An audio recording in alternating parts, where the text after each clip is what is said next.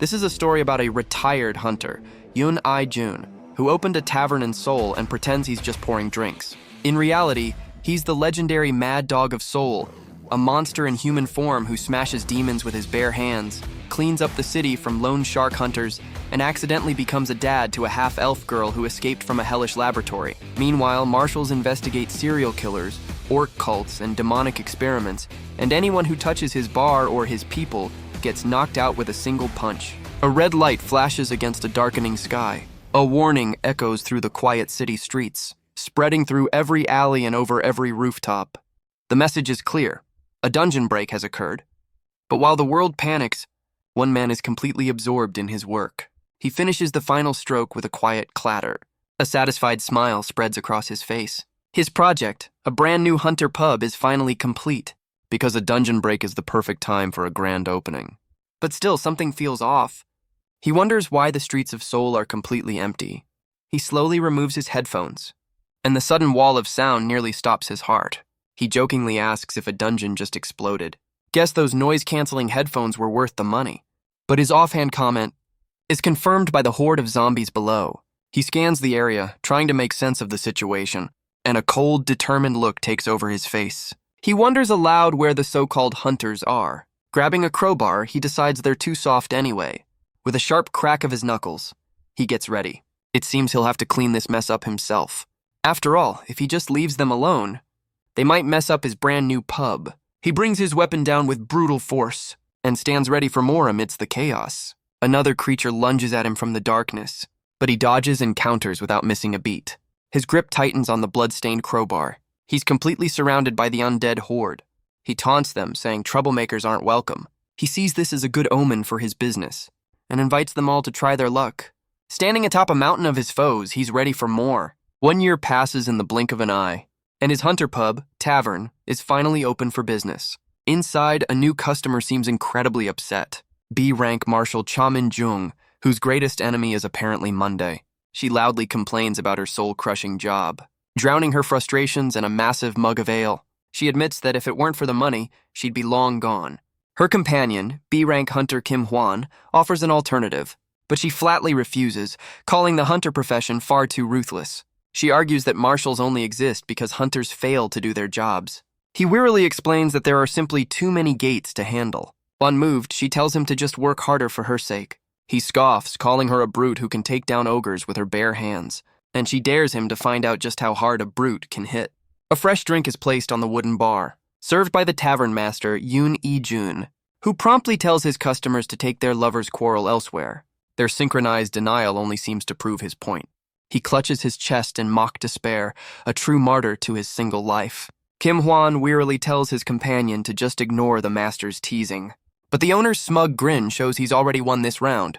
He slides another drink over to the fuming marshal, who wastes no time in downing it completely. A look of pure bliss washes over her face. Kim Hwan questions her choice of a strong drink, while she fires back about his own peculiar taste. Undeterred, she orders another round from the master. But just as Yoon I-jun is about to reply, something catches his attention. The tavern's heavy wooden door begins to rattle violently, and is suddenly blown off its hinges with explosive force. The sudden intrusion leaves the three of them completely stunned. A hulking figure stumbles through the smoke, his eyes glowing with an eerie light. He demands their strongest bottle, arrogantly assuming everyone knows who he is. The intruder continues his nonsensical rambling, claiming to know their boss. But Kim Hwan and Cha Min-jung realize this is no ordinary drunk. The glowing eyes and violent aura are clear signs of mana infection. She suggests they handle him before he fully transforms. She tells Yoon I-jun to stay back, insisting this is their fight. But a cold blue light flashes in the tavern master's eye. He steps over the wreckage of his front door. His only thought is for his poor, defenseless door. Kim Hwan tries to de-escalate, offering to take the man outside. But the intruder refuses, insisting he'll drink right here. Cha Min-jung tries a different tactic, offering a rather forceful massage. Her eyes glow with a dangerous intensity, but the intruder responds by hurling a chair across the room. He snarls at them to stay out of his way. That's when Yoon I-jun decides he's heard enough, and lands a solid punch right on the man's jaw. Apparently, the truth can be considered defamation, but the intruder catches his next blow mid-swing. The man's grip is impossibly strong as he struggles. His rage intensifies, calling the tavern master an annoyance. Yoon I-jun is stunned that his hits aren't landing. The intruder effortlessly throws him across the room, but Cha Min-jung steps in, her hand glowing with fire. She unleashes a powerful, fiery impact that engulfs the mana-infected man completely. The force of the blast sends him flying backward. She quickly turns to check if Yoon I-jun is all right. He insists he's fine, just caught off guard for a moment. They realize this is no ordinary infected, but a high-tier threat. As he wishes for a weapon, she teases him about his earlier comment. She suggests they coordinate their attack, but the intruder warns them not to interfere, his voice filled with a deep, guttural rage. Cha Min-jung is stunned by his sudden surge of power. The man's transformation accelerates into a monstrous form. He unleashes a wave of raw power, sending them flying. The tavern is torn apart by the force of his landing. He utters a single cryptic number. She realizes he's fully demonic now, and they're unarmed. Kim Hwan can only resolve to protect the civilian tavern master. But instead of running, Yoon I-jun takes a step forward. Kim Hwan can only watch in stunned silence. The hunters scream for him to get back, that it's too dangerous. They plead with the civilian to run for his life. The demonic creature simply roars for a drink. A cold blue light returns to the tavern master's eye. His customers call him insane, warning that even hunters would struggle. He calmly surveys the damage done to his establishment. His gaze falls upon the shattered remains of his front door. He clenches his fist, explaining that this is no way to treat a shop. The creature looms over him, issuing a final ultimatum. If he doesn't get a drink, the tavern master will die. Cha Min-jung can only watch in horror, helpless to intervene. But Yoon I-jun doesn't even flinch. His gaze is cold, his eyes glowing with that same blue light. Kim Hwan is completely frozen in shock, as is Cha Min-jung, her jaw practically on the floor. And with blinding speed, Yoon I-jun delivers some 5-star service. The monster's eyes widen in disbelief. Its entire body begins to crack and shatter from the impact. The creature's form shatters under the immense pressure. Kim Hwan and Cha Min-jung can only stare in utter disbelief. Yoon I-jun calmly faces the towering monster. He cracks his knuckles, offering some friendly dental advice. The creature is momentarily confused by the threat. Before it can process the words, another devastating blow lands squarely on its chest. The impact echoes through the ruined tavern. The hulking beast stumbles back from the sheer force. It looks down, unable to comprehend the damage. He roars, questioning why people would ever come into his bar, just to slam their heads around and cause this much trouble. The creature's body goes limp, twitching one last time. He calmly straightens his tie, feeling much better now. He issues a simple, unspoken warning.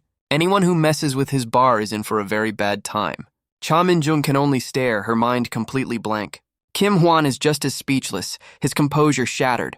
Kim Hwan quietly suggests they never anger the tavern master. A lesson learned from the creature lying defeated on the floor. As Yoon I-jun drags the body away, Cha Min-jung has a question. She wonders if he's truly just a retired B-rank hunter. Kim Hwan confirms that's what his official license says. Yoon I-jun then gets Cha Min-jung's attention. He lays out his case for self-defense and an insurance claim, all while standing over the bagged-up remains of the intruder. He tells the twitching corpse to quiet down as the adults are talking. She looks on, completely unconvinced his life was ever in danger. He complains that troublemakers just don't know when to stay down. He then asks for the marshal's official opinion on the matter. Cha Min-jung confirms that the demon attacked first, and that her testimony will clear him of any wrongdoing. Yoon I-jun smiles, glad he won't have to dismantle the station. Kim Hwan can only watch, thinking the tavern master is a total weirdo. He recalls that Yoon I-jun has been strange since they first met. A memory flashes back to a voice telling him to wake up. It was Yoon I-jun, asking why he was passed out in front of his new pub. Kim Hwan, beaten and bruised, could only look up from the ground. He was barely conscious, lying in the middle of the alley. He struggled to push himself up from the ground. He apologized for the disturbance, explaining that he'd blacked out and would leave immediately. But Yoon I-jun simply offered him a hand. The battered hunter turns to walk away, but the tavern master stops him with a hand on his shoulder. He offers a drink, since alcohol is the best disinfectant, obviously. Kim Hwan looks back, completely bewildered by the offer. He finally notices the sign for the tavern hanging above the door. Kim Hwan politely refuses, admitting he's completely broke. But Yoon I-jun just gives him a knowing smile. He declares the drink is on the house for his very first customer. Inside, the tavern is fully stocked with barrels of ale, chilled champagne, and a bottle of very expensive aged scotch. Kim Hwan hesitantly takes a sip of the offered drink. His face immediately twists in disgust. He complains about the strong, medicinal smell. Yoon I-jun just grins, calling it a drink with character. He asks who could possibly enjoy such a foul-tasting drink. Yoon I-jun explains that it's an acquired taste, one his father also hated at first. The mention of his father catches Kim Hwan completely off guard. He asks how the tavern master could possibly know his father. Yoon I-jun casually confirms their connection, saying he owed the man a great deal. Kim Hwan looks down at his phone, lost in thought. The tavern master explains that Kim Hoon used to brag about his son all the time. He even shows him an old photo as proof of their connection. Kim Hwan is moved, admitting this is the first time he's met someone who knew his dad. Yoon I-jun simply says he's retired now, a relic from a different era. Kim Hwan swirls the strange medicinal drink in his glass. He questions the owner's casual attire and drinking on the job. But Yoon I-jun just smirks, declaring it's his place, his rules. He's even put up a closed sign because who needs to work on opening day? Kim Hwan admits this isn't the sharp image he had of a bartender. Yoon I-jun calls it one of the perks of being the boss. The tavern master then changes the subject, asking why he was beaten so badly. He assures the hunter that he doesn't have to answer if he doesn't want to. Kim Hwan reluctantly admits he was attacked by a loan shark. This surprises Yoon I-jun, who recalls that his brother made plenty of money. Kim Hwan explains his family's money was lost after his mother co-signed a loan, and then disappeared, leaving him to care for his younger sibling alone. Yoon I-jun questions how he fell behind on interest with a hunter's salary. The principal was only 10 million won, a sum he should have been able to handle. Yoon I-jun notes that a few good gate raids would have cleared that debt easily. But Kim Hwan reveals the predatory interest rate caused the debt to snowball to an impossible sum. Yoon I-jun's gaze hardens, understanding the predatory nature of the loan. The situation grew desperate when his sibling needed emergency surgery. With no other options, he turned to the infamous hunter loan sharks. Yoon I-jun is familiar with them. Illegal lenders run by other hunters. Yoon I-jun just smiles, claiming he was talking to himself. But a cold resolve settles in his eyes. He offers another drink, his decision already made. Across town, the loan sharks operate from a nondescript building. And soon, Yoon I-jun steps out of his tavern. Meanwhile, Kim Hwan walks home, feeling relaxed for the first time in ages. He feels guilty for the free drinks, vowing to return with money. But his words seem to trigger a response. A menacing figure scoffs at the idea of him getting money. The very loan shark who holds his life in his hands. Kim Hwan stumbles through the empty city streets. The loan shark mocks his hope of ever getting money, asking if he truly believes that day will ever come. As he staggers away, two more figures block his path. They accuse him of having money for drinks but not for his debt. The thugs are eager to blow off some steam on him. The loan shark considers a more permanent form of persuasion, but his underling is quickly reminded that injured clients can't pay. Suddenly, the goblin-like goon notices someone else is there. A man they've never seen before stands watching them. It's none other than the tavern master, Yoon I-jun. The thugs can only stare in wide-eyed terror. As an iron grip closes around their faces, they scream in agony, completely helpless. Yoon I-jun holds them both aloft with casual ease. He smirks, telling them they're far too curious for their own good. Back at the loan shark headquarters, the evening is quiet. Inside, a strange, blue-skinned figure unwraps a small orb. He wonders aloud what's taking his underlings so long.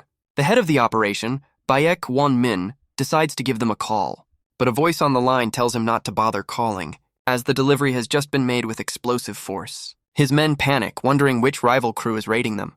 A calm voice from the smoke corrects their assumption. It's just Yoon I-jun here to return their missing employees. Baek Won-min looks down, unimpressed by the scene. His two goons are sprawled out on the floor, completely defeated. The loan shark finally looks up, asking for the intruder's name. The entire office is on edge, weapons at the ready. Yoon I-jun simply calls himself a bar owner taking out the trash. Baek Won-min scoffs, calling the intruder a lunatic. He warns that fearlessness comes with a heavy price. With a manic grin, he orders his men to attack. The thugs eagerly rush forward to obey. The entire office descends upon the lone bartender, but Yoon I-jun simply invites them to try. His eyes glow as he dares them to make a move. Kim Hwan recalls that with his debt gone, he thrived as a hunter. All the illegal hunter outfits that had plagued the city had vanished, though he didn't know why at the time. But now Kim Hwan finally understands. The reason for all the city's underworld problems vanishing was the arrival of the tavern master himself. But Yoon I-jun seems less than thrilled by the praise. He kicks the monster aside, telling them business is ruined for the day. As the sun sets over the city, the alley behind the tavern is now a restricted area. Inside, Yoon I-jun complains about getting an earful for his cleanup job. He's glad for insurance, but laments the lack of quiet days. But all that vigilante justice has clearly worked up an appetite. He decides to call it a night and grab some ramen. As he heads for the door, he ponders his dinner options. The most important decision of the night: what kind of ramen to eat. He steps outside, still lost in thought, until he notices something. His train of thought is completely derailed by the sight. A young woman is passed out right in front of his tavern, but the scene triggers a distant memory. A child's voice calling out. His vision blurs, focusing on a single word from the past. A little girl stands before him, presenting a gift with a proud smile. She happily announces that it's a birthday present for him. She expresses her deep gratitude for all he does. The memory is hazy, but the gift is clear. He's overcome with emotion, his hand tightening into a fist. She worries that he's hurt, but he's just happy to be her dad. His sudden sentimentality seems to embarrass her a little. He puts on the watch, admiring the thoughtful gift. She beams with pride, telling him to keep it somewhere special. The memory fades as his eyes snap open. He finds himself staring up at his bedroom ceiling. He wakes up, wondering if it was all just a dream. He wonders where his family went, lamenting his failure to find them. Suddenly, a small, blonde-haired girl appears in his room. The surprise sends him stumbling backward onto his bed. He stares at her, trying to place the familiar face. He recognizes her as the child he brought in from the street. He brushes off her gratitude, saying he couldn't just leave her there. But as he tells her to rest, she reaches out with a strange intensity. Yoon-jun can only look on in confusion, before she lunges forward and bites him squarely on the neck. The story then flashes back to just 10 minutes earlier. The morning sun shines through the attic window. Inside, Yoon-jun sleeps on a cot beside a much larger bed. The young girl he rescued rests peacefully nearby. She slowly begins to stir from her sleep, wiping away the last traces of her slumber. She rubs her eyes, trying to clear her head. Her small hands clench as she prepares to wake up. She stretches with a cheerful morning greeting, but her cheerful demeanor quickly fades to confusion. She looks around, wondering where on earth she is. Her hand sinks into the soft, unfamiliar texture of the bed. She marvels at the squishy floor, a luxury she's never known. Her gaze then shifts, drawn to something else in the room. She spots Yoon-jun, sleeping soundly on a cot beside her. Sitting up, she wonders who this strange man could be. The situation triggers a sudden, vivid memory. A woman in a lab coat warns her about the dangers of strangers. The little girl asks what she should do if she's already been captured. The woman smiles, ready to impart some questionable wisdom. Her advice involves a jab to the eyes and a swift kick where it counts. She realizes with horror that she's been kidnapped. And just then, her supposed kidnapper begins to stir. She panics, trying to remember what she's supposed to do. Then, the woman's advice flashes through her mind. She prepares her fingers, aiming for his eyes, and lunges forward to execute the plan. Yoon-jun can only stare, completely caught off guard. She tackles him to the ground with surprising force. And so begins another peaceful morning at the tavern. As he reels from the attack, she proudly announces she's punishing him. Yoon-jun tearfully insists he's not a kidnapper, but she counters with her own brand of irrefutable logic. He then complains about her very aggressive self-defense tactics. She proudly explains she was just following instructions from someone named Iro. Yoon-jun can only stare, wondering who taught this child such things. He begins to seriously regret his decision to be a good Samaritan. The girl, meanwhile, is starting to see the upside to being kidnapped. He realizes with a strained smile that reasoning with her is pointless. So he points to the door, telling her she's free to leave. But the little girl just stands there looking completely lost. He asks what she's waiting for, telling her she's free to go. But her eyes widen as she admits she doesn't know what to do. Yoon-jun is taken aback by her simple, honest answer. The little girl clenches her small fist, struggling with the concept. She confesses that she has no idea what she's supposed to do now. The very idea of freedom seems completely alien to her. A flicker of understanding crosses Yoon-jun's face. His expression hardens with a newfound resolve. The two of them stand in a heavy, uncertain silence. A dramatic moment promptly ruined by a rumbling tummy. The girl loudly announces that she's hungry. A small, knowing smile crosses Yoon-jun's face. He decides they'll eat first and talk later. He promises to make her something delicious and nutritious. Her eyes light up at the very thought of food. Downstairs, the tavern is quiet and still. The barrels of ale wait for the day's business.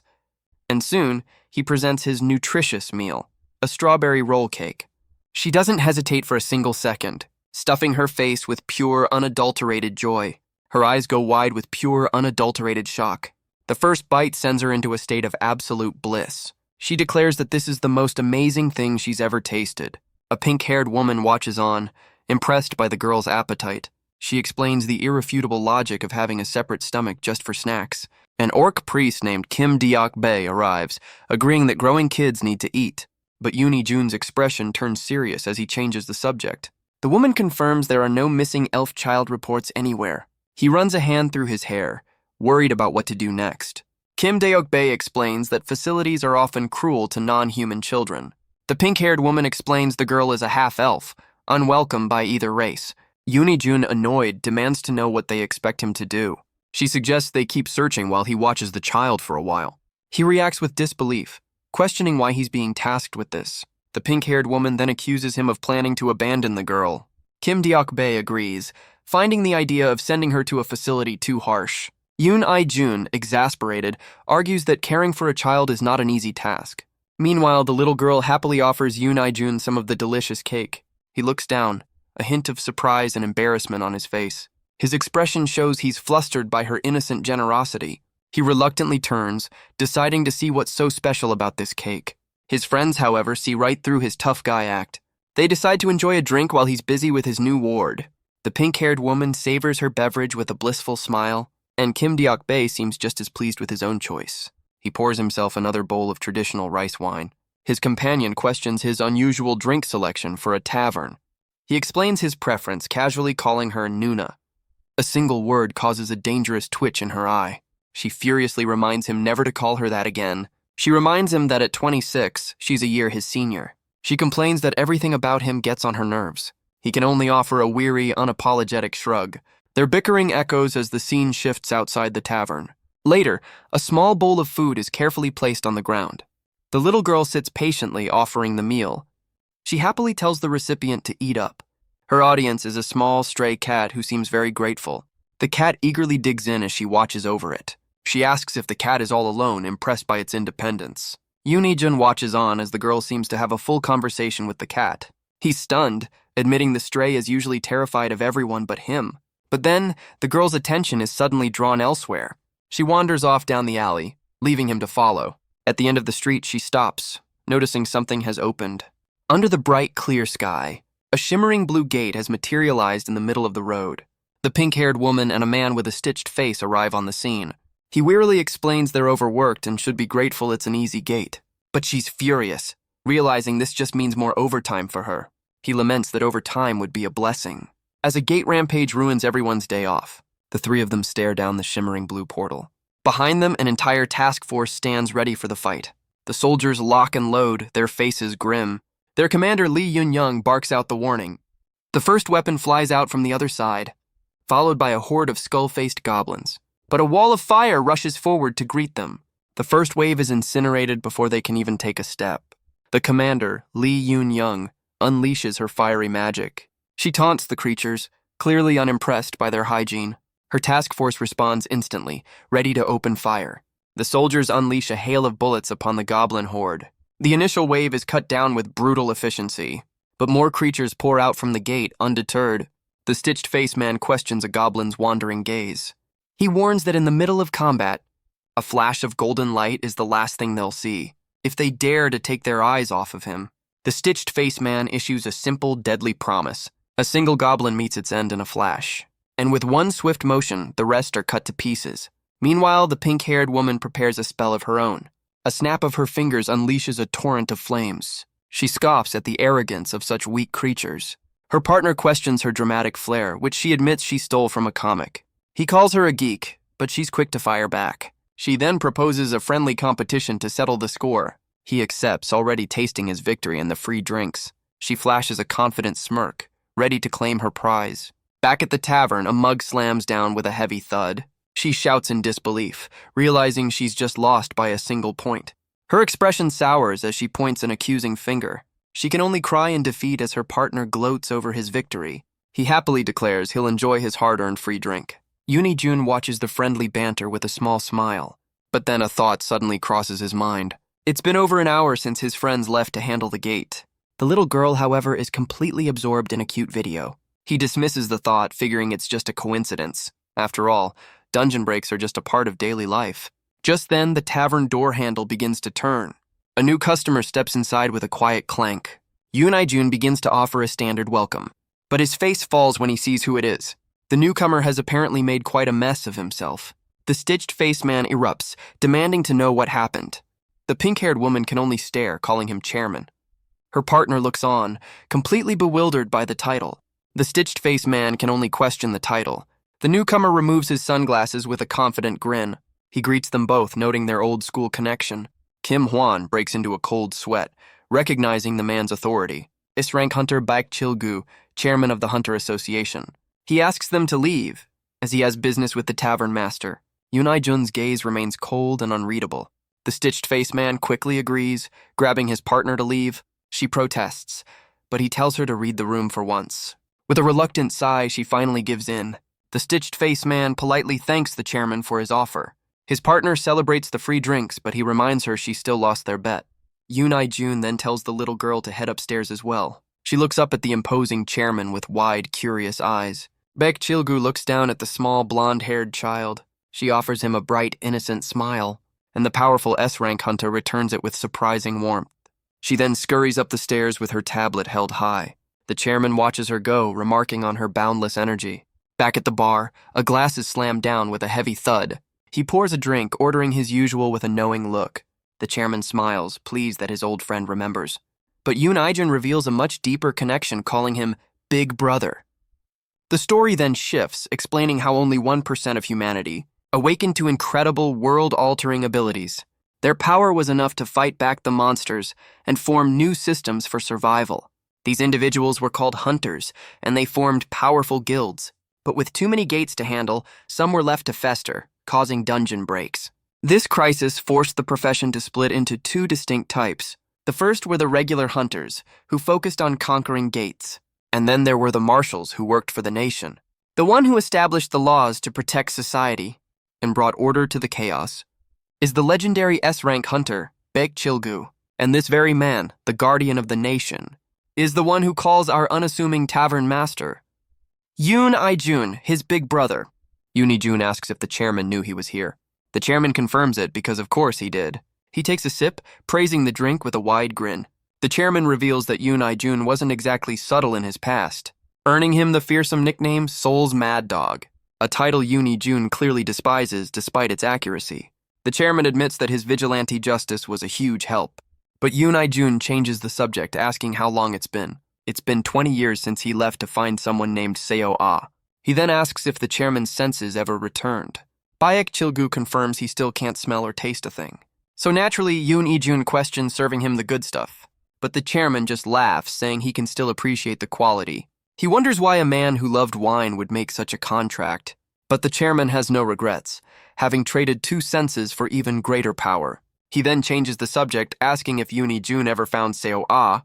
The tavern master turns away, admitting he can't find a single trace of his daughter. The chairman questions his resolve, noting that after 20 long years, but Yoon I-jun cuts him off with a sharp command. The S-rank hunter is stunned by his sudden intensity. Yoon I-jun declares he'll only stop searching for her on the day he dies. The chairman grins, remarking that he's as intense as ever for a retired man. He adds that for someone who doesn't seem to age, talk of death is meaningless. Yoon I-jun cuts through the pleasantries, asking the real reason for his visit. The chairman plays it off as a simple family visit, but Yoon I-jun isn't buying it. Baek Chil-gu admits that only half of his reason is sincere. The other half, he implies with a grin, is all business. A heavy silence hangs between the two men. Yoon I-jun waits patiently for the chairman to get to the point. But before Baek Chil-gu can answer, a sudden noise from upstairs catches his attention. The little girl comes flying down from the 2nd floor, demanding food with all the subtlety of a dungeon break. He tries to push her away, but her demands for food are relentless. With a sigh, he gets to work in the kitchen, chopping with precision. He fires up the stove with practiced ease, and begins to whip up a quick meal for his unexpected guest. The delicious aroma quickly fills the air, and his new ward is clearly impressed by his culinary skills. But her patience is already wearing thin. He calmly tells her to behave if she wants to eat. The playful moment ends as his expression hardens, and the chairman finally asks about the artificial hunter project. Yoon I-jun asks if this is like the demon's old experiments. The chairman explains the side effect is mana addiction. While the success rate is low, a good match can create a powerful hunter. He admits that while unconfirmed, all signs point to the demons. Yoon I-jun's gaze hardens, demanding the point of all this. The chairman reveals a disturbing new development in their research. They're creating homunculi by forcing crossbreeding between races. The revelation leaves Yoon Hee-jun completely stunned. He argues that such genetic manipulation is nearly impossible. The chairman agrees, calling it an insane project with a horrific death toll. Yoon Hee-jun can only express his utter disgust. He asks why he's being told all this, since he's no longer a hunter. The chairman reveals he's already investigated the little girl, but even with all his resources, he found absolutely nothing. Yoon Hee-jun questions why that should be a problem. The chairman explains that in this day and age, it's impossible to be that untraceable, which leaves only two grim possibilities. She's either a refugee from another world or a product of those horrific experiments. Yoon Hee-jun listens in heavy silence, his expression unreadable. The chairman admits it's more likely she's just a lost child who wandered through a gate. But he adds that if something does happen, he's sure Yoon Hee-jun can handle it. He just wanted to stop by and give him a heads up. Yoon Hee-jun quietly thanks him for the information. The chairman sets down his now empty glass. He flashes a wide grin, saying he'll enjoy the drink, and promises to visit more often from now on. Yoon Hee-jun simply tells him to suit himself as he leaves. The door clicks shut, leaving the tavern in silence. His gaze drifts downward, his mind racing. He wonders aloud just who this little girl really is, but his thoughts quickly turn back to Baek Chil-gu. Apparently, even the chairman of the Hunter Association skips the bill. He places the freshly made meal in front of the little girl. She eagerly takes her first bite of kimchi fried rice. Her cheeks puff out, savoring the new taste. And her eyes go wide with absolute, unfiltered joy. She's completely overwhelmed by the delicious flavors. Yoon Hee-jun just smirks, proud of his culinary masterpiece. But as she eats, he reflects on the chairman's warning. Whatever the truth is, he knows one thing: she has a home here. Meanwhile, across the city, another crisis is unfolding. A massive fire rages through an apartment building. An explosion rips through the upper floors. As the inferno grows more intense with every second, a mother screams in terror, calling out for her daughter. She pleads with the first responders, telling them a child is still inside. One of the firefighters is ready to charge in immediately, but his captain warns him that entering the blaze is suicide. The young man refuses to back down, reminding them of their oath to protect people. His passionate plea hangs heavy in the air, but his captain grabs him, telling a firefighter named Kim Jin-soo to get a grip. He reminds the young man of a comrade who died just last month in a similar blaze. He pleads with him to know the difference between bravery and recklessness.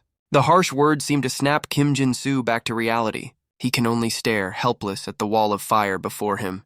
But a hand suddenly rests on his shoulder. A calm voice tells him to move aside. It's Cha Min-jung, declaring she'll go in to save the little girl. The captain immediately tries to stop her, warning of the extreme danger. But she simply flashes her hunter license, saying there's no time for introductions. She confirms the child's location with the firefighter, and without a moment's hesitation, she walks into the inferno. The young firefighter asks if they should stop her, but his captain explains that she's a B-rank marshal. He says that people like her are on a completely different level. Just then, another explosion rips through the building. The firefighters flinch back from the intense heat. The mother screams, terrified for her child's safety. The flames continue to rage, seemingly unstoppable. The entire building is now a towering inferno. The fire rages, consuming everything in its path. The firefighters can only watch in horror. As the inferno grows even more intense, the mother's face is a mask of pure terror. But then, a figure emerges from the blaze. Cha Min-jung calmly walks out, reassuring the stunned firefighter. She holds the child safely in her arms. She reunites the girl with her mother, explaining she's just unconscious. A crowd of onlookers has gathered, drawn by the commotion. Among them, a man in a black cap watches with a cold, tired expression. His gaze is cold, completely unimpressed by the heroic display. The mother thanks Cha Min-jung with tears in her eyes. The crowd looks on, their faces filled with awe and gratitude. But the marshal just runs a hand through her hair, realizing that being a hero is a massive pain in the neck. Back at the tavern, the evening is much quieter. Yoon Hee-jun carefully measures out the ingredients for a cocktail. He shakes the mixture with practiced rhythmic precision and presents the finished drink, a perfect sidecar. A new customer with long, dark hair takes a thoughtful sip. C-rank Marshal Kim Min-soo declares the drink is delicious, as always. Yoon Hee-jun smugly accepts the praise, asking what else he'd expect. But his companion, a pink-haired marshal named Min-jung, is clearly sulking. Yoon Hee-jun playfully complains about all the whining in his establishment. Kim Min-soo tells her to let it go, since she's already off the clock. She argues that she couldn't just stand by and watch someone die. He agrees she did the right thing, but she's still fuming about her captain. She vents about being cornered and yelled at for 30 minutes straight. She questions how a high-ranking hunter with zero field sense can lead a squad. Taking a deep drink, she tells Kim Min-soo that he should have been the captain. She insists that Kim Min-soo is the best on their team when it comes to results, but he dismisses the idea, pointing to his low C rank. He explains that no hunter will follow orders from someone they see as weak. She looks away, touched by his unwavering support for her. He then gets her attention, his expression growing more serious. He reassures her that she did nothing wrong back at the fire. He reminds her that without her, the child would have died. The thought of his own daughter in that situation terrifies him. He tells her to cheer up, trying to lift her spirits. He then glances at his watch, surprised by how late it's gotten. She suddenly remembers it's his daughter's birthday. As he leaves, he tells her to take it easy on the drinks. With a final wave, Kim Min-soo heads out for the night. Yoon Ijun remarks that he seems like a great boss. Min Young agrees, calling him the marshal she respects the most. The tavern master quietly agrees that rank doesn't define a person. She turns back to the bar, her mood shifting slightly, and orders another sidecar for herself, making it a double. Elsewhere in the city, the night deepens over a quiet building. The camera pans down a maze of pipes and vents in a dark alley. A hand slaps against the grimy alley floor. Kim Min-soo lies on the ground, beaten and bleeding. His attacker glares down, blaming him for his own misery. He rants about the unfairness of a world where hunters are born into power. He screams that all he wanted was a taste of that good life. But his victim's silence only fuels his rage. Kim Min-soo doesn't move, his suit stained with his own blood. The attacker's eye begins to glow with a familiar, dangerous light. He raises his bat, promising to make the marshal talk. But the C-rank marshal remains completely still. The final blow lands with sickening force, leaving Kim Min-soo's body broken in the alley. As dawn breaks over the city, the grim reality of the night is revealed. The area is quickly cordoned off by investigators. A team of marshals arrives to process the scene. Among them is Min Jung, her expression unreadable. She takes in the brutal aftermath of the attack. Her face is a mask of cold, controlled fury. She clutches the blood-stained shirt of her fallen comrade. In his pocket, a photo of the very daughter he was rushing home to. Min Jung grits her teeth, her sorrow hardening into pure rage. At the hospital, his daughter pleads for him to wake up. The monitors show he's alive, but barely hanging on. An oxygen mask covers his face. As Kim Min-soo lies unconscious in a hospital bed, his daughter clutches her hands, her small frame trembling. She reminds him of his promise to celebrate her birthday. Tears stream down her face, her heart completely broken. She can only slump over his bed, her hope fading with every passing moment. Min Young stands with a doctor, watching the heartbreaking scene. She asks for an update on his condition. The doctor explains that while his external wounds are healed, his internal injuries were so severe he remains unconscious. Min Young's face hardens, taking in the grim prognosis. Her gaze falls upon his daughter, lost in her grief, and a fiery rage ignites in her eyes as she makes a silent vow. The person who did this will face her full, unbridled wrath. Later, she storms through an alley, her mind set on vengeance. But from the shadows, an unknown figure captures her on camera. The city lights dim over the hospital. Inside, Kim Min-soo's daughter keeps a lonely vigil. She cries over her father's bed, calling him a dummy for breaking his promise. A gentle hand drapes a jacket over her small shoulders. It's Yoon Ijun who has come to pay his respects. He watches the scene with a heavy, unreadable expression. The marshal remains unresponsive, lost to the world. Yoon Ijun stands silently in the corner of the room, but a small hand suddenly tugs on his coat. The little girl he rescued looks up, asking for his attention. The little girl admits she has a bad feeling about Min Jung. A cold understanding flashes in Yoon Ijun's eye. The girl's own gaze seems to mirror his concern. He quietly confirms her fears are justified. He knows all too well where this path leads. Later that night, under a crescent moon, Min Jung stakes out a derelict industrial building. The place is clearly a hideout for some unsavory types. She takes a moment to eat, lost in thought. Because even a revenge mission requires a proper meal break. Inside, a man sits calmly enjoying his meal. All around him are the brutal results of his handiwork. His victims lie broken and defeated on the floor, but he's more concerned with the quality of his shrimp ramen. This is Ryu So-hyun, the man she's been hunting. Min Young goes over his file, a career criminal with a long history. She steps through the carnage, confirming he's the lowest of the low. The report notes he escaped police using superhuman abilities. He's an unregistered awakened, likely through illegal demon infection, and a faint cold light glints in his eye. A memory of the fire flashes through her mind.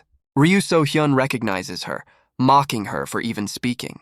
She stands over his victims, placing him under arrest for his crimes. But her declaration is met with a chilling, manic laugh. He sneers at her, calling her another high and mighty awakened. He questions if she really thinks he'll just roll over and surrender. She simply calls him trash that learned how to talk. She reads him his rights with a few creative edits of her own. Her cold demeanor only seems to fuel his rage. He screams that she only got lucky at birth. He snarls at her not to look down on him, and with a furious scream, he brings his weapon down. But Min-jung is completely unimpressed by his outburst. He swings with enough force to shatter bone, but she stops it cold with a single, well-placed fist. His attack is met with a wall of pure, unyielding power. The shock and rage are clear on his face. She meets his gaze without a hint of fear. She grabs him by the collar, questioning his hesitation, and then delivers a punishing blow right to his face. She follows up with a swift kick to his side. The force sends him stumbling backward. His face contorts in pain and disbelief. Before he can recover, she brings her heel down hard. She mocks him for all his tough talk about luck. Another blow sends him crashing to the ground. She questions how he could beat a C-rank hunter with this pathetic display, but her words only stoke the fires of his rage. She tells him to get up because the real punishment is just beginning. Her knuckles crack, ready to deliver some street justice. Another punch connects with brutal force. He staggers back, completely off balance.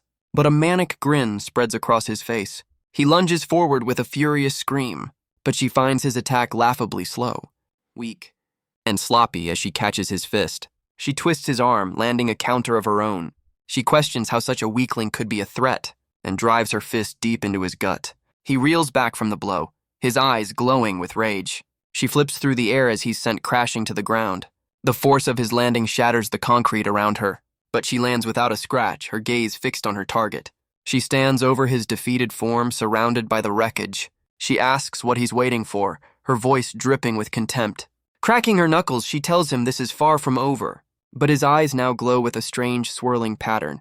He snarls, accusing her of looking down on him, and for the first time, a flicker of surprise crosses her face. He screams in defiance as her fist connects, but Min-jung senses a sudden shift in his power. A dark energy begins to swell from his body, erupting in a wave of raw demonic force. A monstrous skeletal form emerges from the smoke, and for the first time, Min-jung looks truly stunned. The creature lunges, its attack impossibly fast. It catches her off guard, its grip like iron. She struggles, unable to break free from its hold. As the monster prepares to deliver a final crushing blow, the demonic creature lands with an eerie grace. Its shadowy form contorts in midair. It twists its body with unnatural flexibility, its limbs bending at impossible angles, before it finally straightens up, settling into a low, predatory stance. He declares that playtime is officially over. Min-jung simply spits in defiance, completely unfazed. She notes that now his demonic nature is confirmed. She no longer has any reason to hold back. She summons a ball of fire, ready for a real fight. The creature dives toward her with a furious roar, but her gaze is cold, her focus absolute. She sidesteps the attack with incredible speed. The monster's lunge meets only empty air and finds itself caught in her fiery trap. A powerful blast erupts from her palm, shattering its bony mask completely. She prepares to unleash a series of chained explosions, engulfing the demon in a massive fiery inferno. The creature roars in agony as the flames consume it. Min-jung unleashes a second more powerful blast, but the demon's pained screams suddenly stop. A flicker of shock crosses Min-jung's face. The creature is no longer screaming, but smirking. She stares in disbelief as it seems to enjoy the heat. It begins to devour her flames, consuming the very magic she wields. She can't believe what she's seeing. The demon taunts her, complimenting the taste of her fire, and before she can react, it lands a devastating blow. The demon thanks her for the meal, feeling more energized than ever. Min-jung is stunned by its sudden increase in speed. She struggles to block a relentless barrage of attacks. The creature presses its advantage, giving her no room to breathe. She crosses her arms, barely holding back the assault. She realizes its moves are sharper, its hits heavier than before. Its power level is now pushing the upper limits of a B-rank threat. But Min-jung isn't ready to give up just yet. She unleashes another powerful blast of fire, but the attack only shatters a layer of its hardened skin. Min-jung stands her ground, her expression hardening.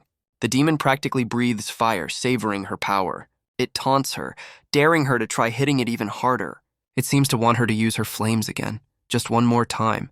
She can only call it a freak, stunned by its strange ability. The creature grabs her by the shirt and slams her into the ground with immense force. She knows she's faster, but his raw strength is on another level. Worse yet, her fire only seems to make him stronger. So she switches tactics, landing a powerful kick to its jaw. The creature's eye glows, completely unfazed by the blow. Min-young realizes she has to accept this new reality and focus, knowing one clean hit could end her for good. The demon looms over her, mocking her for thinking mid-fight, but her sudden burst of speed catches it completely off guard. She moves in a blur, pushing past her physical limits, and unleashes a powerful uppercut from below. But the demon counters, landing a vicious blow of its own. Her gaze remains fixed, her will completely unbroken, but the damage is done, her hand now covered in blood. She looks down, realizing just how bad the damage is. He rants about how everyone always looked down on him. But now, with this power, no one will ever sneer at him again. He arrogantly tells her to beg for her life. Apparently begging for mercy isn't on the agenda today. Her defiance only seems to confuse the creature. She offers a very clear, unspoken response to his offer. A final act of defiance that sends him into a rage. A weary smile crosses her face as she accepts her fate. Her last thoughts are of her friends, hoping for a miracle. She closes her eyes, ready for the end. But a final spark of defiance flashes in her gaze. Just then, a figure appears, stopping the demon's final blow. Min-young can only stare, recognizing the tavern master. The creature snarls, demanding to know who dares to interfere. But Yoonijun's cold gaze asks the very same question. He wonders who would dare mess with one of his precious regulars. Min-young is completely frozen in shock. Her mind struggles to comprehend what's happening, and the little girl arrives with a potion, sent by the mister. The girl holds up a familiar-looking healing potion. Min-young thanks the child, calling her Ruri. She asks the little girl to close her eyes for a moment. A pained but determined look crosses her face. Her resolve hardens as she makes a difficult choice. She knows the potion would heal her mangled hand instantly, but she realizes there's no other choice. With a grunt of pure agony, she endures the unimaginable pain and makes a terrible sacrifice to free herself. Her eyes burn with a fierce, pained resolve. Her hand is a mangled mess, but she is finally free. She quickly uncorks the healing potion and downs the entire thing, clearly not savoring the flavor. She gasps as the potent magic courses through her. A look of grim determination settles on her face. Her mangled hand begins to knit itself back together. The speed of the healing confirms it's a high-grade potion. With her hand now fully restored, she gently covers Ruri's eyes and tells the little girl that it's safe to look now. Min-young thanks the little girl, calling her a lifesaver. Ruri beams, vowing to repay this kindness for generations to come. Meanwhile, Yoon-ijun's grip remains completely unbreakable. The demon can only snarl in helpless, impotent rage. It struggles violently, demanding to be released. But the tavern master's gaze is cold and unyielding. He swings the creature through the air with casual ease and slams it into the ground with devastating force. He calmly chides the demon for struggling so much. The impact shatters the concrete floor beneath it. The creature lies embedded in the shattered floor. He tells the creature to get up. Before launching it across the warehouse, Min-young can only watch, impressed by his aim. The impact leaves a cloud of smoke and fire, but the demon rises from the flames undeterred. It snarls, vowing that it will never forgive him, and unleashes a torrent of fire from its mouth. Yoonijun watches the approaching inferno without a flicker of concern. He raises a hand as if to stop the flames. He casually notes the demon's fire breath attack, and with a condescending smirk he calls it cute. A simple wave of his hand scatters the inferno. Min-young shields Ruri, watching in disbelief. She can't believe he nullified the attack with just air pressure. The demon looks around, completely bewildered.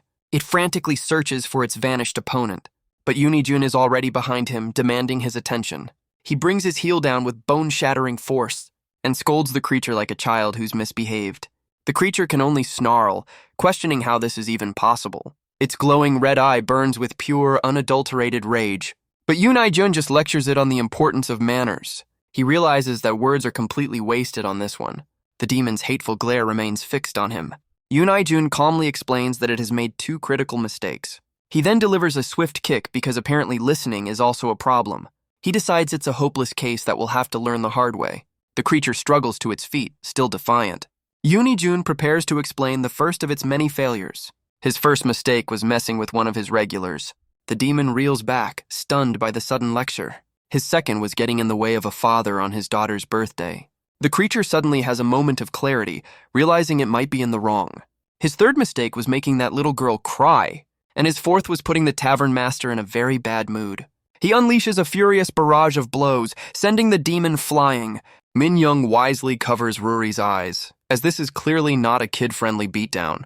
The demon weakly points out that he only mentioned 2 mistakes at first. Yoon Jun's cold glare dares him to question the math. He stands over the twitching remains, feeling much better now.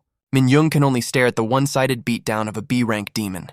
She wonders who this man is, who fights with only his bare fists. Yoon Jun just offers a cool, unbothered expression. He turns to her, noting that her wounds have healed nicely. She's flustered, still trying to process what just happened.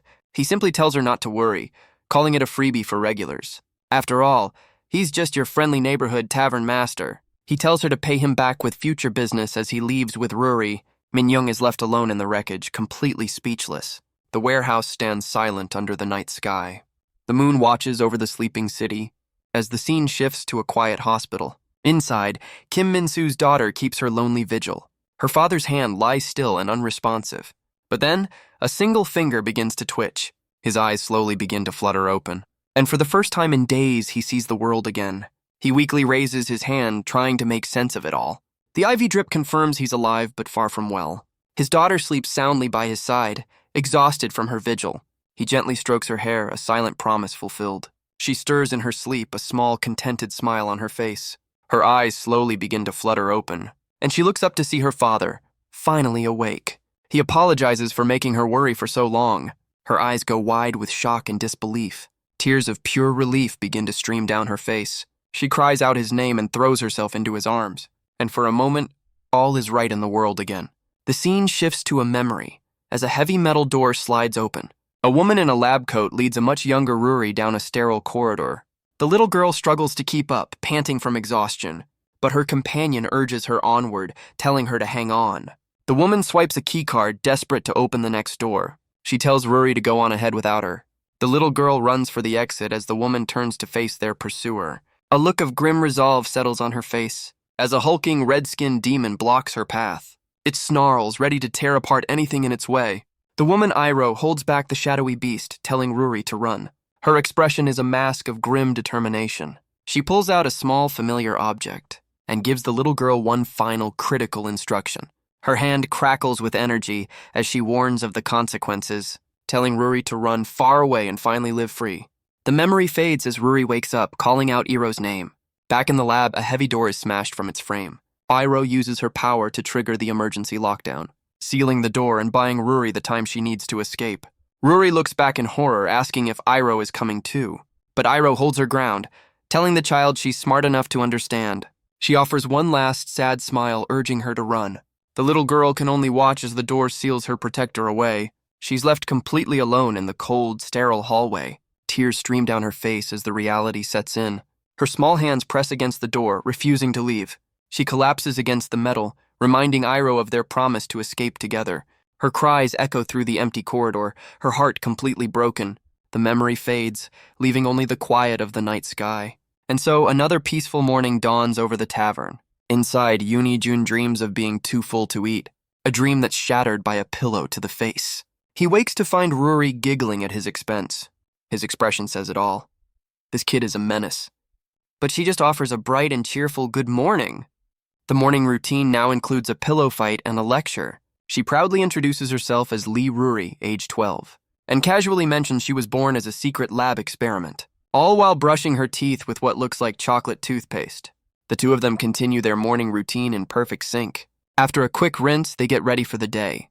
Ruri explains that she can sense mana, feeling it when a gate is about to tear open, and right on cue, she feels another one opening up.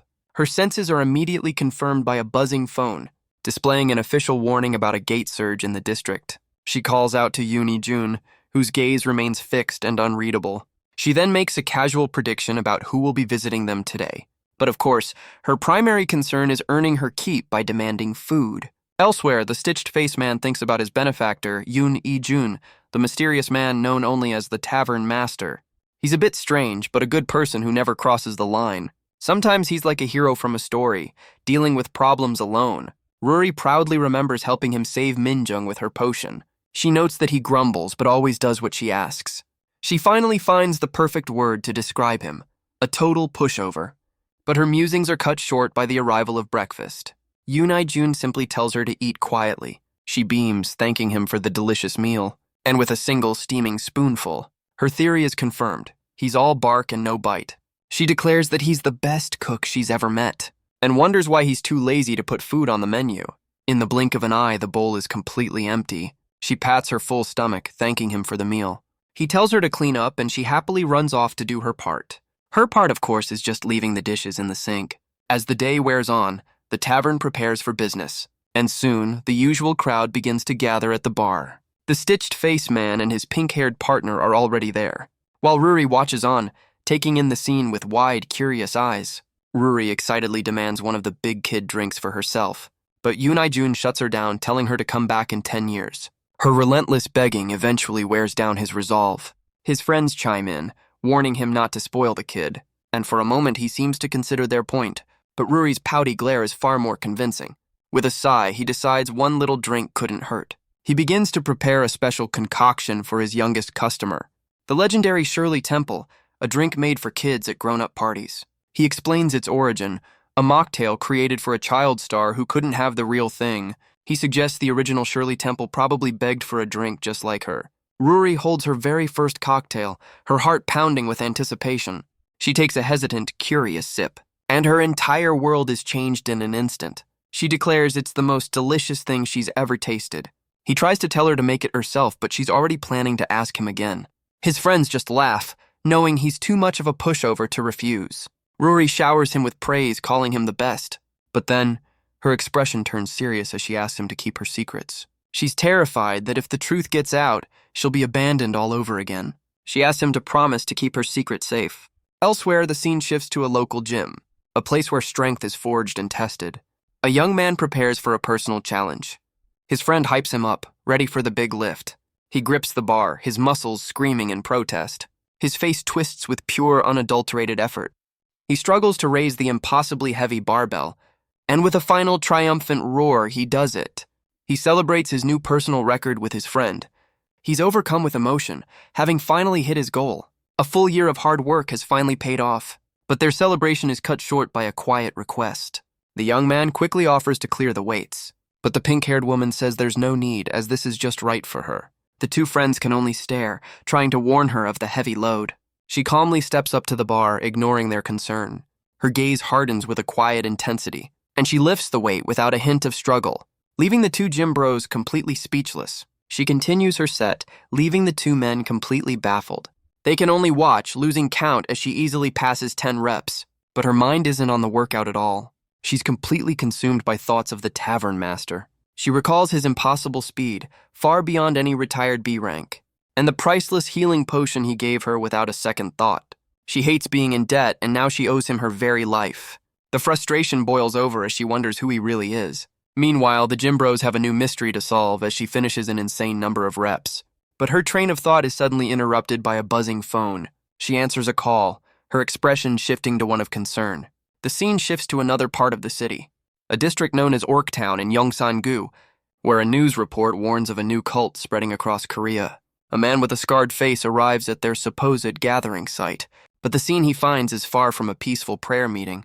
A bloodied hand lies motionless on the floor, belonging to a man who has been brutally attacked. The scarred man stands over the body, taking in the scene, and casually blows a bubble, completely unfazed by the carnage. The victim had been taken apart with brutal efficiency. Min Jung and her stitched-faced partner arrive to investigate. She analyzes the deep wounds, suggesting a skilled attacker, but her instincts tell her something is off. The victim was a D-rank hunter, meaning the killer is far from ordinary. She realizes this is a hunter-on-hunter crime, a case for the marshals. She teases him about the overtime, demanding a heavy drink as payment. He explains the body was found that morning in the Hwarang Guild Hall. Their first move was to raise a barrier to keep the scene hidden from the public. She calls it a smart move as he prepares for the next step. He reveals this is just the latest in a string of similar attacks. All victims were low-rank hunters, and the suspect is at least a B rank. Min Jung complains that B ranks seem to be causing all the trouble lately, but her partner notes that something else about this case is strange. He explains that while hunter-on-hunter crime isn't rare, it usually happens inside dungeons where the evidence disappears. This killer, however, chose a very public location. Min Jung wonders if their suspect is an unregistered awakened. He agrees, noting that some avoid registration to stay off the grid. The victim was a D-rank hunter who went missing 3 days ago. He was the youngest member of her team, a promising rookie.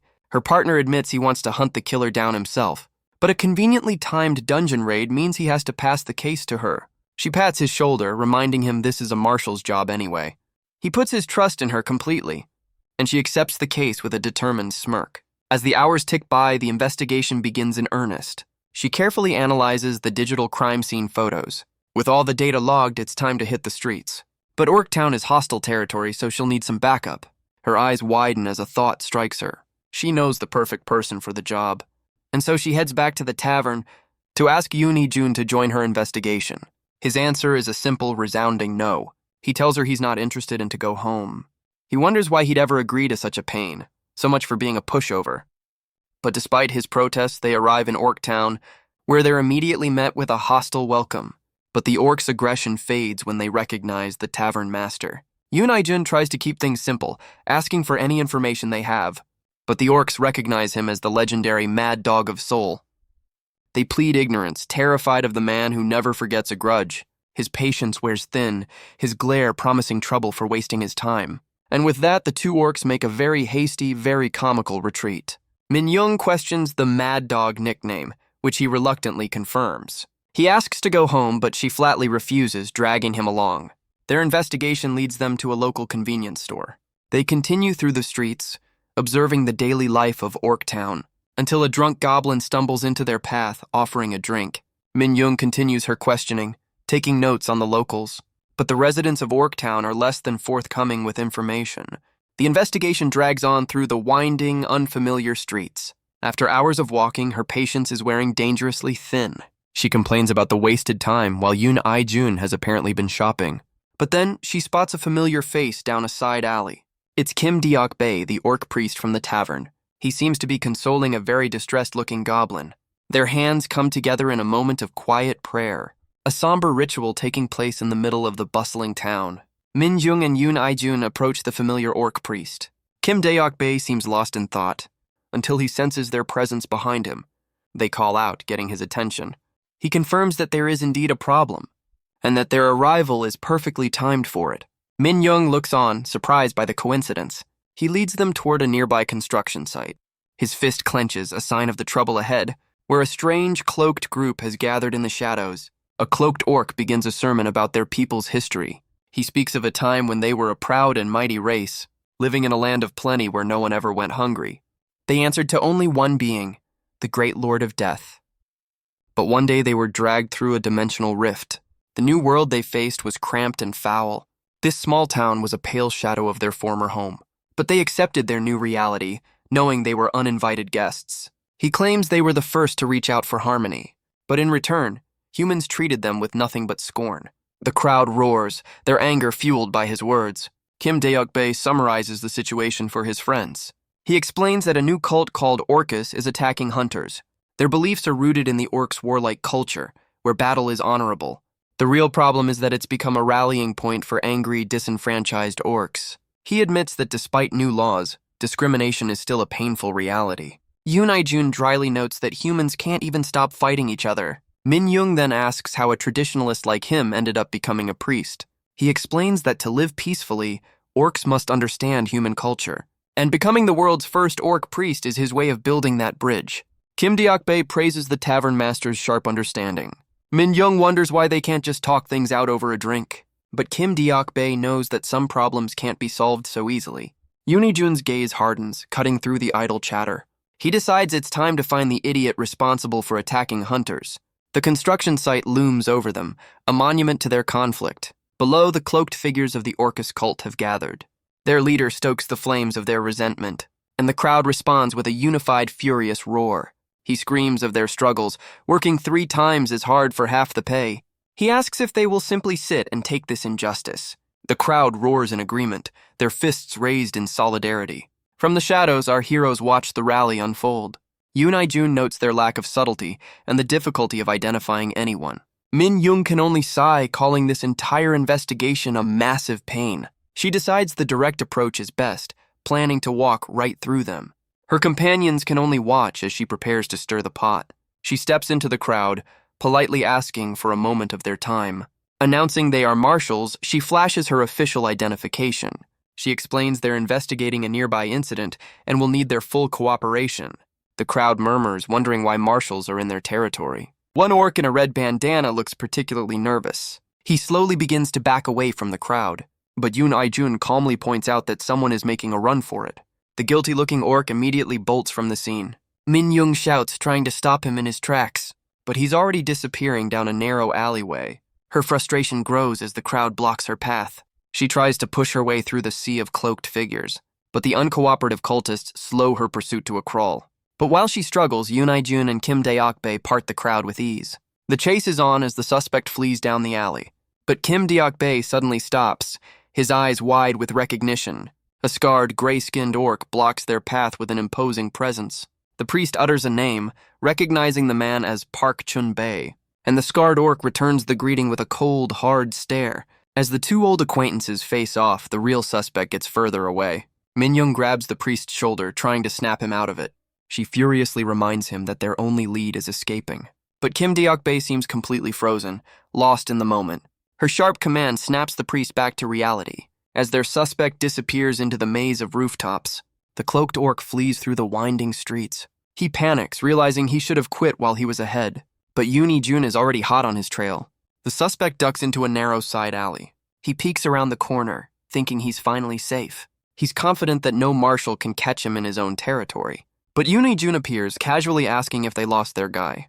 The tavern master holds him aloft, ending the chase rather abruptly. His friends arrive, surprised he caught their suspect so quickly. Kim Dae-ok leans in, ready to identify the so-called genius. But the goblin cries out for its father, and the priest realizes this isn't their guy. Yoon Ai-jun explains she's just a kid, then asks why she ran like her life was on the line. She confesses to stealing wallets from drunk hunters sleeping on the street. The revelation leaves Min Jung and Kim Dae-ok completely stunned. The scene shifts, showing the quiet rooftops of Orktown. Later, Min Jung asks if he let the young thief go, which he confirms after a stern lecture. Kim Dae-ok offers to compensate the victims, but she questions his meager priest salary. He explains he has other income streams, which only raises more questions. He explains that Orktown has to clear its own gates without hunter support. Due to past conflicts, the orcs took over their own defense, a deal the association gladly accepted. He even got permission from the Vatican, though they still call for backup on high-rank gates. After all, orcs are a strong race, with every adult possessing D-rank hunter strength. But since their suspect is at least a B rank, the list of potential culprits is very short. A thoughtful, almost pained expression crosses the priest's face. His mind flashes back to the scarred orc who blocked their path earlier. The man's cold, hard stare is burned into his memory. He confirms there is one person who fits the description perfectly. Min-young crosses her arms, wondering how they'll get a confession from this new suspect. Yoon Ai-jun explains that in times like these, there's only one solution. They need to use bait. His companions can only stare, questioning his sudden plan. And so, as night falls over the quiet streets of Orktown, a young hunter wanders through the alleys, humming a cheerful tune. He clutches a bag full of snacks, completely lost in his own world. C-rank hunter. Now Hong Siak is just excited to share his haul with his friends. He happily remarks on how good the snacks are with a cold drink. He continues on his way, a perfect, unsuspecting target. And from the rooftops above, a cloaked figure watches his every move. The cloaked figure watches from the shadows, his intentions hidden. He grips a heavy wrench ready to strike, but our bait is more concerned with his choice of beer for the night. He turns, finally noticing the figure that's been tailing him. A heavy boot steps forward, shattering the silence. The young hunter's face fills with pure terror. His pursuer blocks the path, a silent, imposing threat. A cold sweat breaks out as he realizes he's trapped. He clutches his snacks, completely frozen in fear. And with a jolt of adrenaline, he makes a run for it. He thinks he's just imagining things, but the attacker looms right behind him. The cloaked figure brings his weapon down with brutal force. The hunter barely dodges the blow, his snacks scattering everywhere. He looks back in pure terror, realizing the danger is very real. With no other choice, he scrambles to his feet and runs. The cloaked figure gives chase through the dark alleyways. The young hunter is thankful for a detection spell he set up earlier, but his relief is short-lived as he realizes he's still being hunted. His frantic escape leads him right into a dead end. The cloaked orc blocks the only exit, telling him the chase is over. The cloaked orc accuses him of scouting their territory for weeks. Now Hong Seok insists he was just on a food tour, an excuse that falls completely flat. He tries to look sincere, but his expression is far from convincing. The orc has heard enough, blaming the human for being in the wrong place at the wrong time. He brings the heavy wrench down with brutal intent as the terrified hunter screams for help. But the blow is stopped by a powerful green hand. A different orc steps in, blocking the attack with ease. He greets the attacker, confirming he knew it was him all along. The cloaked figure is revealed to be none other than Park Chun-bai. Kim Deok-bae confirms his suspicions, disappointed it was his old acquaintance. Park Chun-bae can only snarl his name in response. The priest calmly lectures him on the proper use of tools. His grip tightens on the heavy metal wrench, and he crushes it with his bare hand. Park Chun-bae's rage intensifies at the display of power. He reaches for a hidden weapon of his own. He lunges forward, declaring he'll use his tools however he pleases. His face is a mask of pure, unadulterated fury. But Kim Deok-bae steps forward, ready to meet the attack head-on. He brings his foot down, ready to stomp his old friend. But a sudden thought gives him pause. He realizes the rookie hunter was just bait, and that he's likely walking into a trap. He decides to retreat before the odds turn against him. The chase is on as he bolts down the alley. His face twists in rage as he tries to escape. But his path is blocked by two familiar faces. Min Young and Yoon Ai-jun greet him, their trap sprung. Park Chun-bae is completely cornered, with nowhere left to run. Park Chun-bae snarls, refusing to be taken down so easily. He lunges forward with a desperate attack, but Kim Deok-bae holds him back, promising he won't escape. The scarred orc can only glare, his rage boiling over. As the two orcs clash, Yoon Ai-jun and Min Jung watch the scene unfold. She notes it took 2 weeks for him to finally take the bait. Meanwhile, their bait, Na Hong-sok, celebrates a job well done. Min Young thanks him, explaining that marshals are too well known for undercover work. Yoon Ai-jun praises his high mana sensitivity, saying he has the potential to be a great mage. The young hunter beams, declaring his dream is to become an S-rank hunter someday.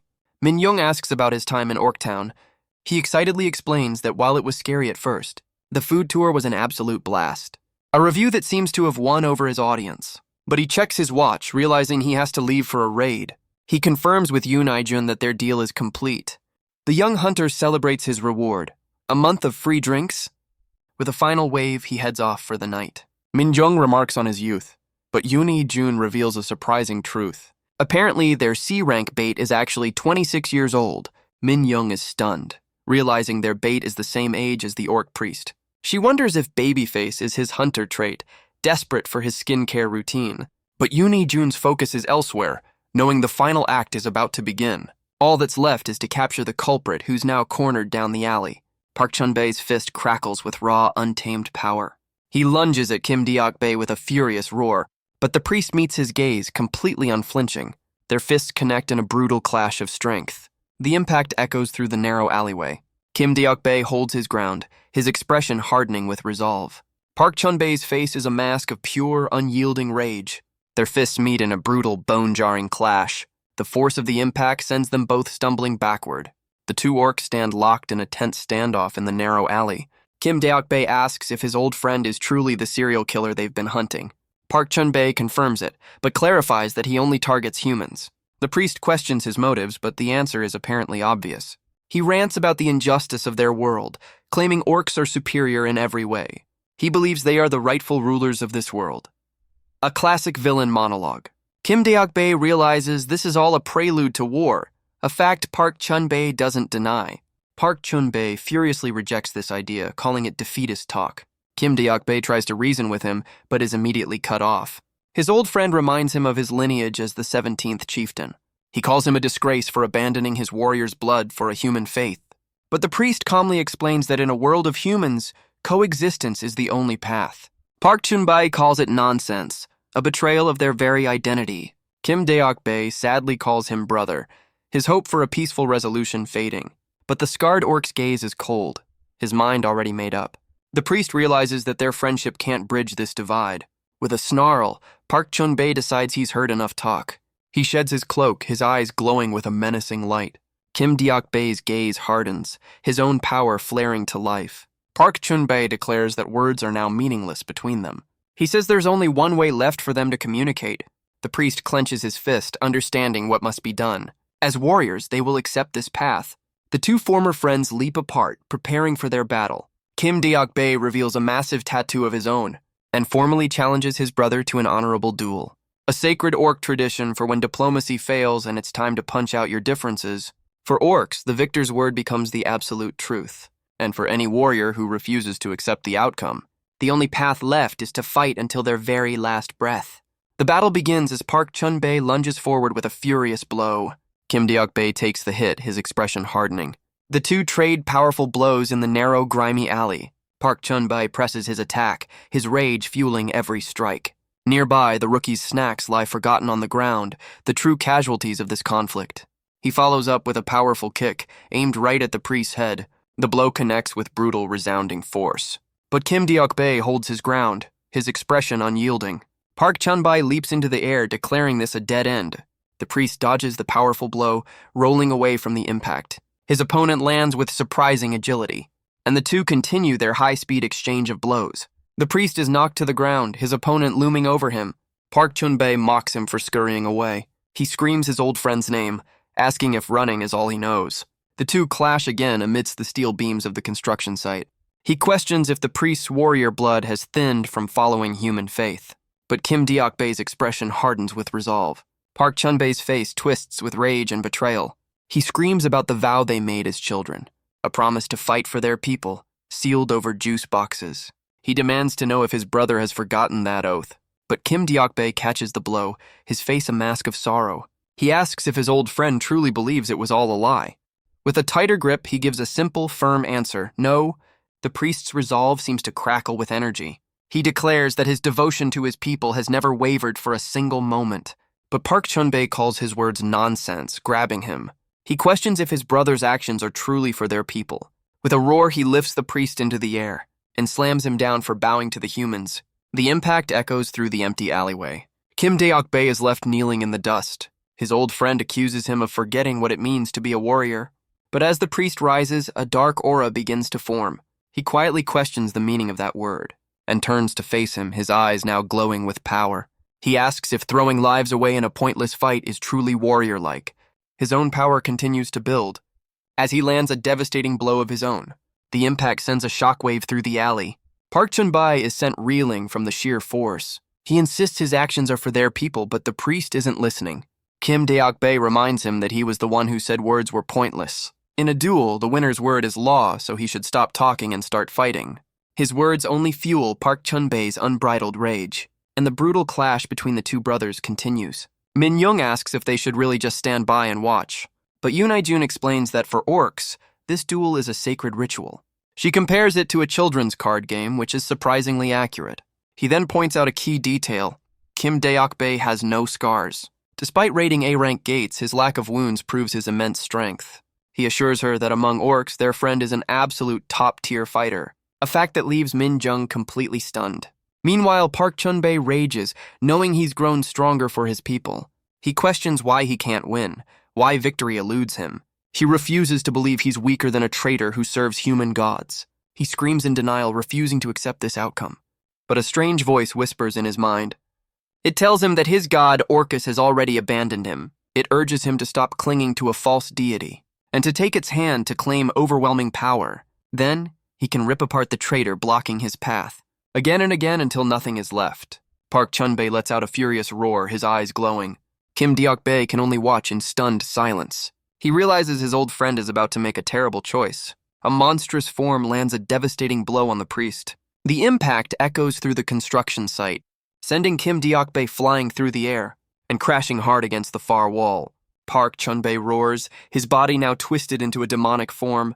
Min Young recognizes the signs of a demonic transformation and realizes his aura is now at least A-rank. Yoon Jun, however, seems completely unfazed by the power-up. The demonic orc stands over the wreckage, his duel forgotten. As Kim Deok-bae spits out a mouthful of blood, Kim Deok-bae rises, questioning his old friend's new form. He realizes with horror that Park Chun-bae has let demonic mana corrupt him. In the middle of their sacred duel, the priest's disappointment hardens into pure fury. He declares that using outside power is a betrayal of a warrior's pride. He asks where the honor of the orcs is in this monstrous form, before roaring that there is none left to be found.